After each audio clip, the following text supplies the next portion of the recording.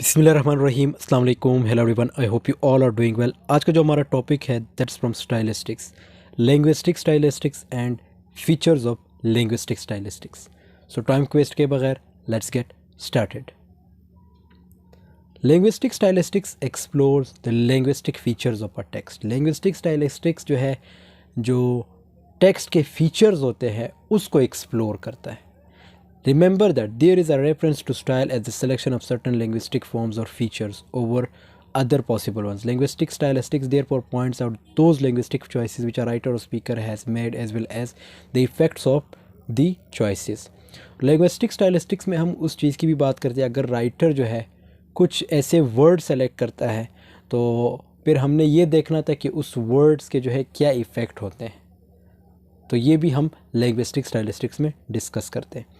The foregoing implies that linguistic stylistics is primarily concerned with the use of language, कि language को किस तरह use किया गया है, and it's effect in a text, के उसका क्या इफ़ेक्ट हो सकता है जो टेक्स्ट है। Give a piece of literature a poem for example, फिर ये वही चीज़ें बात मतलब जो लिटरेचर की चीज़ें उनकी बात की गई है, उसमें भी लाइक राइटर जो है डिफरेंट, हर राइटर का अपना एक मेथड होता है, लाइक लिखने का अपना मेथड है, और words choice, sentences and praises, सब चीज़ें जो है हर राइटर के जो है डिफरेंट होते हैं, मतलब स्टाइल जो है उनका अपना होता है। Like language in the poem paying attention to certain characteristics that may be accounted for in linguistic terms. This doesn't imply that linguistic stylistics ignores the meaning which a poem conveys.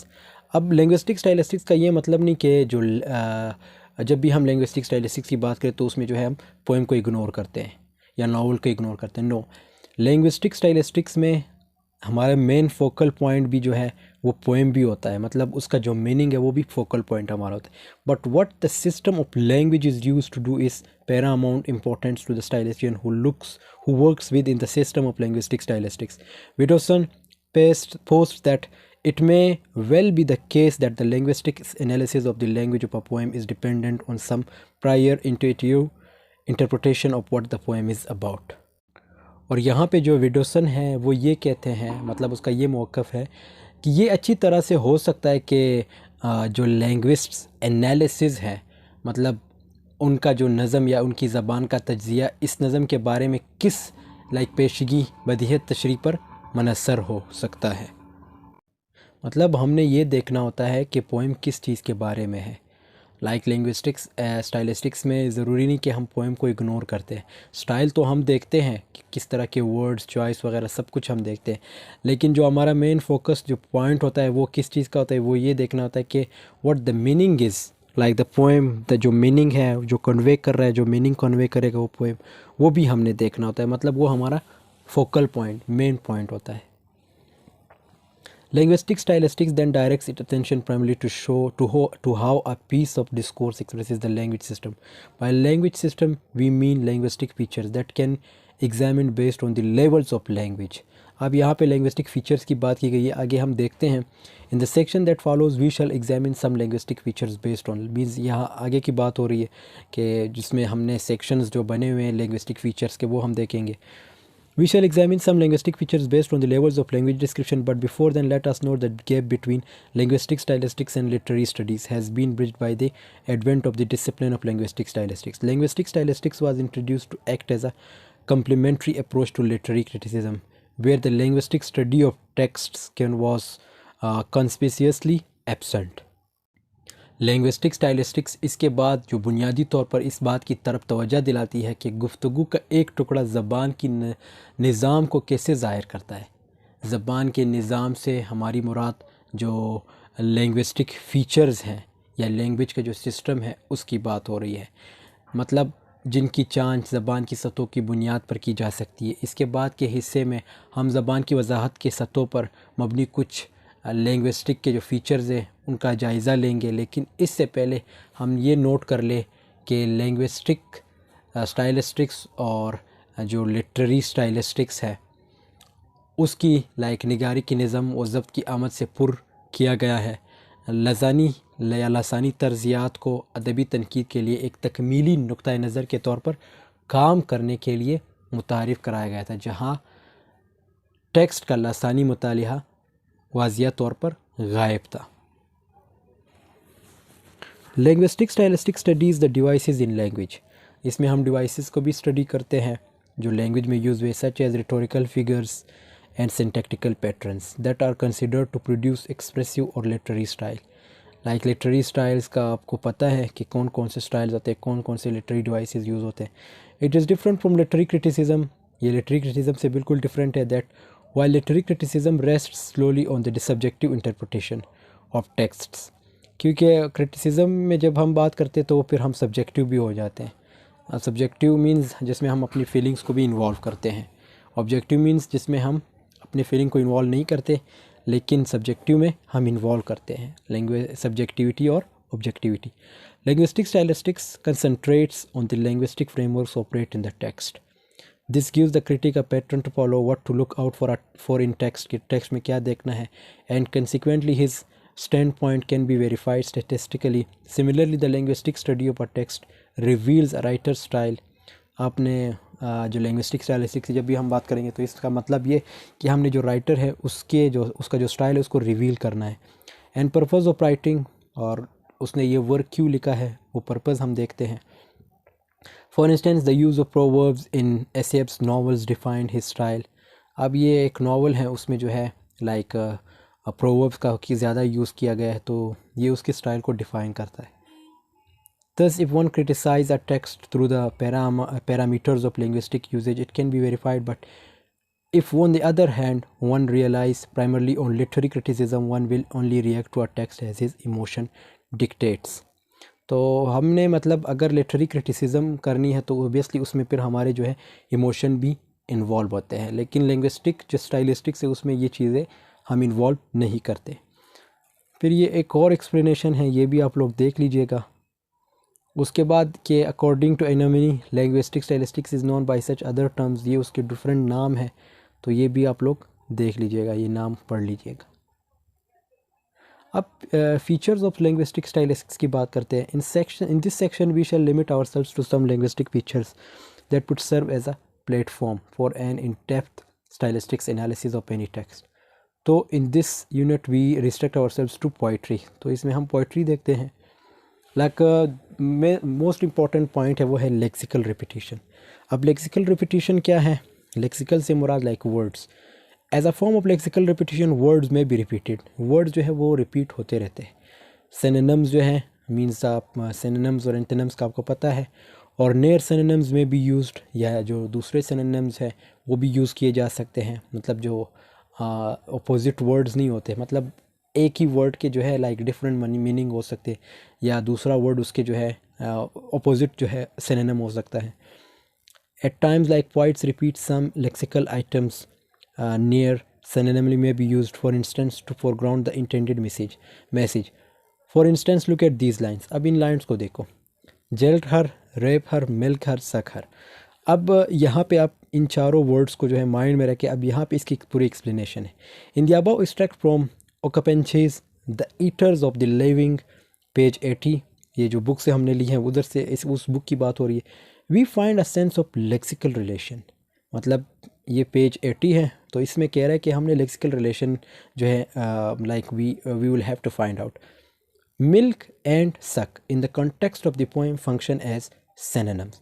अब ये दोनों synonyms हैं, milk और सक, ये दोनों क्या हैं? सिनोनिम्स है। मतलब ये एंटोनिम्स, हम इसे नहीं कहेंगे कि ये जो मिल्क है ये सिनोनिम है और सक जो है एंटोनिम है। नो, ये दोनों वर्ड जो है सिनोनिम्स है। The synonyms selection is however determined by the emotion of the poet. तो इसमें जो है पोइट्स के जो इमोशंस है उसकी बात की जाती है। The overall intention of the poet is to emphasise his desire for the political situation of his country. If we look closely at the poem the words correspond with the social situation of the country which the poet depicts. और ये last paragraph का मतलब ये है कि जो poet है उसका मजमूई मकसद अपने मुल्क की सियासी सूरत हाल पर अपनी नफ़रत पर ज़ोर देना है। अगर हम नज़म को बारीक बिनाई से देखें तो ये अल्फाज मुल्क की समाजी सूरत हाल से मुताबिकत रखते हैं जैसे शायर ने पेश किया है। फिर उसके बाद हम बात करते हैं लेक्सिको सिमेंटिक लेवल, और ये सारी चीज़ें जो हैं लाइक बीएस इंग्लिश अगर आप पढ़ रहे हैं तो उसमें जो है उसके कोर्स कंटेंट में ज़रूर ये चीज़ें होती है। तो ये इनमें से आप कोई भी पॉइंट जो है इग्नोर नहीं कर सकते। तो लेक्सिको सेमेंटिकल लेवल की जब बात करते हैं तो semantic deals with meaning. Semantic का क्या मतलब है? मीनिंग से इसका ताल्लुक होता है। At the lexico semantic level we look at the lexical choices. इसमें हम जब हम लेक्सिको सेमेंटिक की बात करते हैं तो इसमें हम जो वर्ड्स है उस जो चॉइस है, मतलब वर्ड्स की जो चॉइस है उसकी बात करते हैं। मेड बाय राइटर और स्पीकर, जो कि एक राइटर या स्पीकर जो है चूज़ करता है। Here words can be chosen for their denotative, connotative and other dimensions of meaning. Look at this level. अब connotative और denotative meaning के लिए इसको जो है चूज़ किए जाते हैं जो वर्ड्स। अब denotative कौन से मीनिंग होते हैं? जो डिक्शनरी मीनिंग होते हैं उसको हम denotative मीनिंग कहते हैं, मीन्स लिटरल मीनिंग। और connotative मीनिंग वो होते हैं लाइक जिसके डिफरेंट मीनिंग हो सकते हैं, मीन्स जो राइटर है वो उस वर्ड का जो है डिफरेंट मीनिंग कन्वे कर सकता है। सो look at this line, but tomorrow can't be consoled. The above line is taken from the Yob's median lines syntactically. Example, in terms of grammar, the line is normal. अब ये जो line है ये एक normal line. The sentence begins with but. लेकिन जो word है but, ये जो sentence है मतलब ये but से start, giving the assumption that it contrasts with the idea that precedes it. But if we look at this sentence semantically, tomorrow is not an inanimate thing that can be consoled. So it is only humans that can be consoled or not consoled. Making tomorrow to go with consoled creates some effect at this level. तो इस पूरे sentence का मतलब ये है कि कल किसी के जो है लाइक ताज़ियत करने के लिए जाएंगे, अगर हम इसकी सेमेंटिकली मीनिंग देखें। बाकी अगर आप इसको वर्ड बाय वर्ड देखेंगे तो इसका कोई फिर मीनिंग नहीं निकलता। मीन्स आप फिर टुमारो की बात करते हो, मीन्स कि आप टुमारो लाइक कल की ताज़ियत की बात करते हो। लाइक वर्ड्स, जब आप इसके वर्ड्स पे जाओगे ना तो ऑब्वियसली फिर कन्फ्यूजन क्रिएट होगी। लेकिन जब आप इसकी सेमेंटिकली देखोगे सेमेंटिकली तो इसका मतलब यही बनता है कि कल जो है लाइक किसी की ताज़ियत पे जाना है या किसी के लिए ताज़ियत करनी है, तो ये जो है फिर हम सेमेंटिकली बात। सो टुमारो जो है ये कोई एनिमिएट थिंग भी नहीं है जिसकी हम ताज़ियत करें। हाँ, इंसान जो है वो है, सो ऑब्वियसली उसकी हम ताज़ियत कर सकते हैं। फिर उसके बाद सिंटैक्टिक लेवल। सिंटैक्टिक लेवल कौन सा लेवल था? This has to do with the arrangement of units larger than the word. These units include like groups, phrases, clauses and sentences. तो इसमें जो है ये फ्रेजेस है, क्लॉजेज, सेंटेंसेस, इसकी बात हम करते हैं। Look at this sentence, he went home. The pattern of this sentence is subject, उसके बाद प्रेडिक्टर, फिर उसके बाद adjunct. A point can violet the order of the above sentence in the form like home he went. अब point है वो तो कुछ भी कर सकता है, तो वो इसकी वायलेशन भी कर सकता है। वो किस तरह लिख सकता है? वो इसके इस तरह लिख सकता है, home he went means this has. फिर जब आप इस तरह लिखते हो तो ऑब्वियसली जो एडजंक्ट है वो पहले आ जाएगा, होम, उसके बाद सब्जेक्ट ही, और वेंट क्या है? ये प्रेडिक्टर हो गए। So the item home occurs in the initial position of the sentence. To foreground it, this is deviation for a specific effect. अब डेविएशन लाइक पिछली वीडियोस में हमने बात की थी, वो आप देख सकते हैं। डेविएशन के हमारे पास 7 टाइप्स हैं। डेविएशन का क्या मतलब? डेविएशन का मतलब ये कि आप जब रूल से मुकरते हो उसको हम डेविएशन कहते हैं। और ये जो पॉइंट्स होते हैं ये अमूमन डेविएट करते हैं चीज़ों को, लाइक वर्ड्स को। अब ये जो सेंटेंस है ये ऑब्वियसली कोई पॉइंट है जिसने मतलब जो डेविएट करता है। होम ही वेंट हमारे लिए तो अजीब है, लेकिन एक पॉइंट जब इसको डेविएट करता है तो उसके लिए ये बिल्कुल अजीब नहीं लगता, लेकिन हमें अजीब लगता है कि यार ये सेंटेंस इसने कैसे बनाया है। होम ही वेंट, इसने सब्जेक्ट को दरमियान में रख दिया।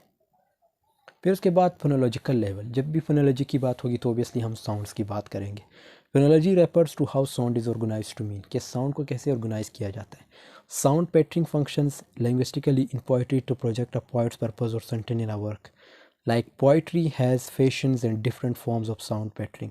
Let us look at this example taken from Deslia's songs of Odmeligo. और पोइट्री में जो है लाइक ऑब्वियसली आप साउंड्स का यूज़ करते हो उसको और ख़ूबसूरत बनाने के लिए। जैसे ये राइम स्कीम हो गई, कुछ ऐसे हम अल्फाज, कुछ ऐसे हम आवाज़ अल्फाज होते हैं जो आप लास्ट में यूज़ करते हो या मिड में यूज़ कर लेते हो या स्टार्ट में यूज़ कर लेते हो। उससे क्या होता है? उससे ये होता है कि जो रीडर है या जो लिसनर है वो आपकी तरफ अट्रैक्ट हो जाता है। So there stanzas of stippling scandals cause the message to curse. Page 27. This is an example of alliteration. अब ये इलिट्रेशन की एग्जाम्पल है. The sound stanzas and scandals, like the sound stanzas and scandals are the poet's deliberate selections.